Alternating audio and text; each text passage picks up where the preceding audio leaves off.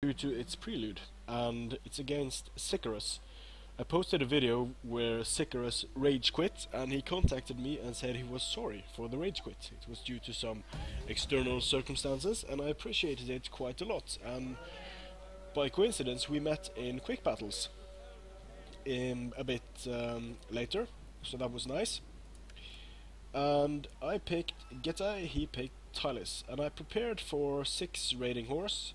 He did not bring 6 raiding horse, he brought 3 raiding horse, and that threw me for a bit of a loop. So I had these 2 bow horse, 3 bow horse actually, 3 mercenary Thracians.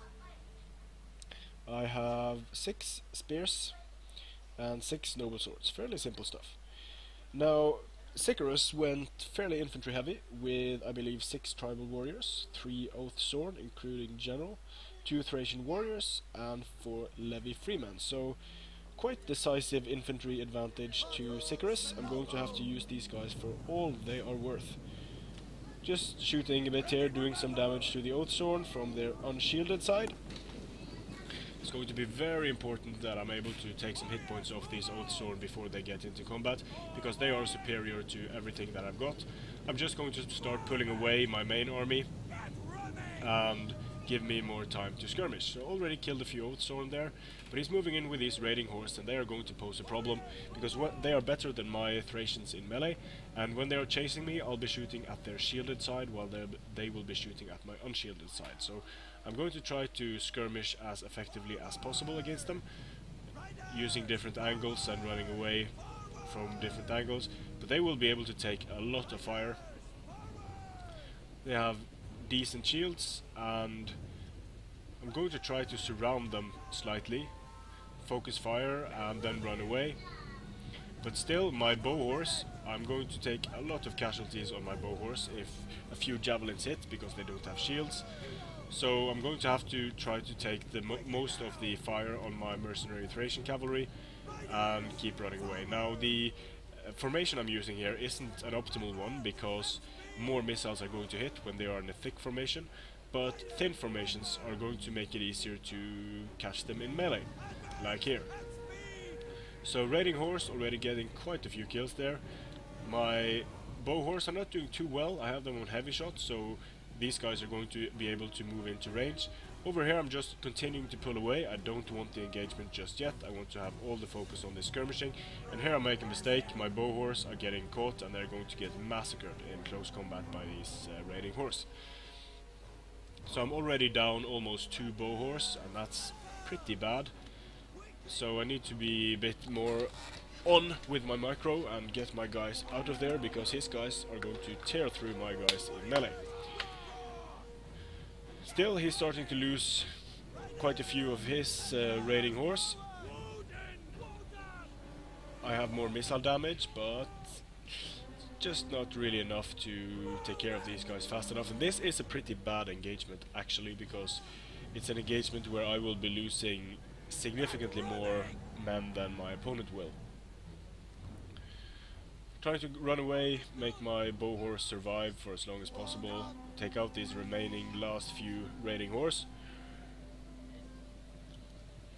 And here their decent morale comes into play. They're able to stay in the fight, although they have only 8 men left.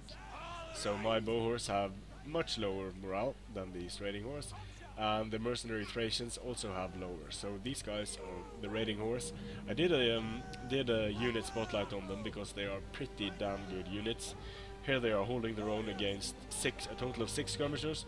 Granted, I'm not doing perfect micromanagement here, but still these guys are able to perform very well indeed.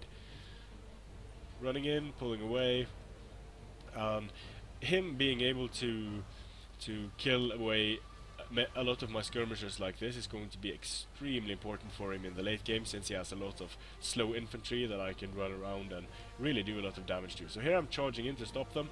These guys who were out of ammunition already got some nice kills, so I chose to use these guys to stop the blob and to finish off the raiding horse. Now as you can see, I traded 3 units for 3 units, which isn't the best trade-off. I have 2 bow horse and 1 mercenary Thracian cavalry left. Some decent kills on them, but overall, I think Sicarus got the best of that engagement, and now I have a problem because the melee capabilities of Sicarus are far above and beyond mine. He has 6 mid-range swords, 3 elite swords, and these 2 Thracian warriors.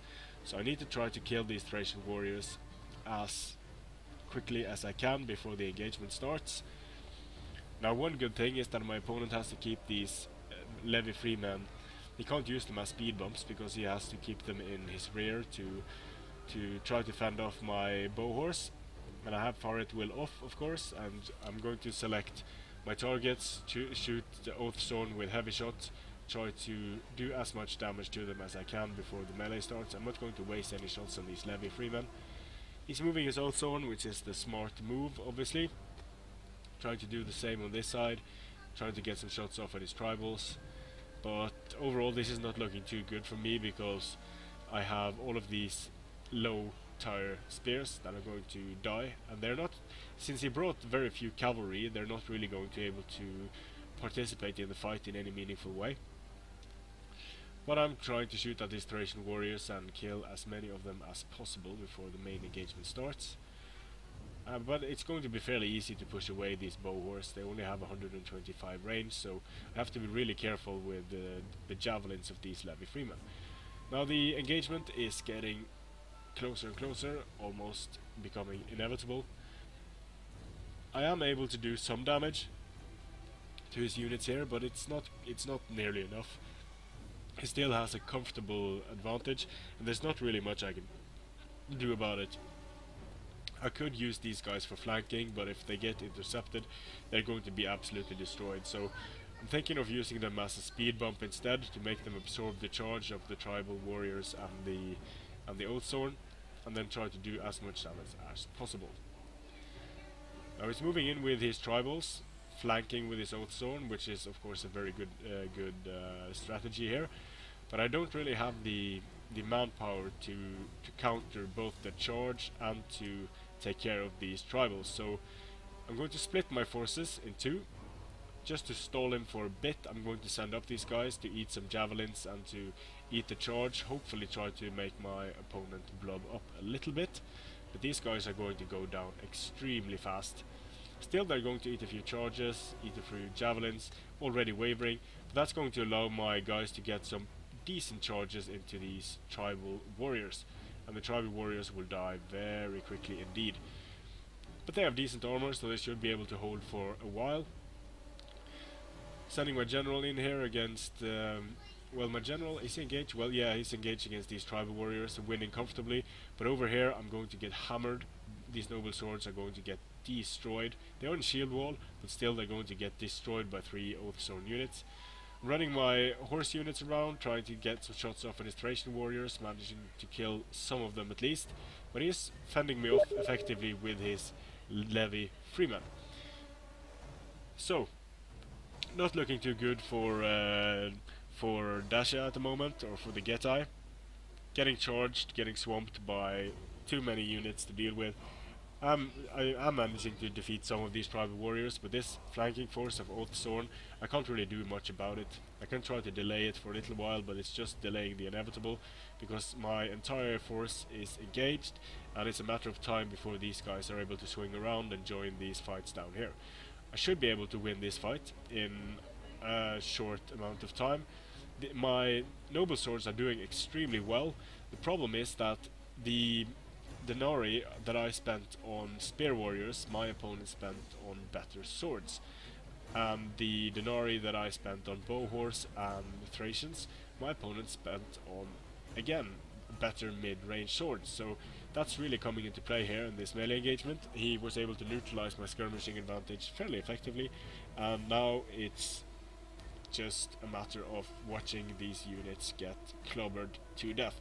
But I think this was a good battle. Pretty interesting one.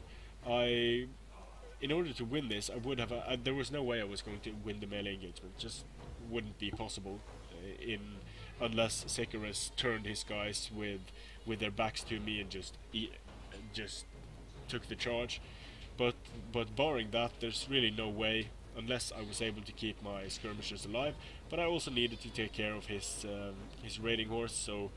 So in the end, I think we played about the same. We both played decent in this game, but my opponent the Sicarus brought a build that was more suited to the task at hand, which is beating down a very strong core of noble swords. He had the men to do it, and he had the men to soak up missile fire, and I wasn't able to do enough damage with my skirmishers to really take care of this Tylis build. And Tylis can be very good if you bring Oathsworn and Thracian warriors together with the tribal warriors, because the tribal warriors aren't going to get a huge amount of kills, but if they are supported by Oathsworn, it's going to be a nightmare to get through, especially for a sword heavy build like this.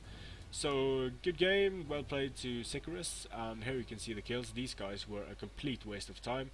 The bow horse did okay, the Thracians did okay, these noble swords did very good, but overall just outnumbered in the melee infantry department, and these Oathsworn of course are a huge problem for the noble swords. They will defeat noble swords one on one, and when the noble swords are already depleted from fighting tribal warriors, it's just going to end that much faster. So, thanks for watching, and it was a nice thing that Sicarus did, contacting me after the previous battle and saying that the reason why he dropped was because of external circumstances, and he usually doesn't like to drop. So, nice of him, and I'll see you again on the battle.